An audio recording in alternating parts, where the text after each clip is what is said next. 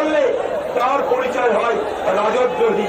তাই স্বাভাবিকভাবে মমতা আর মোদী, দিদি আর মোদীর রাজনৈতিক ডিএনএ এক, সেখানে কোনো ফারাক খুঁজে পাবেন না। আমি দ্রুত আমার বক্তব্য শেষ করবার আগে শুধু একটা কথা বলতে চাই, দেশের দিকে তাকান। ভারতবর্ষ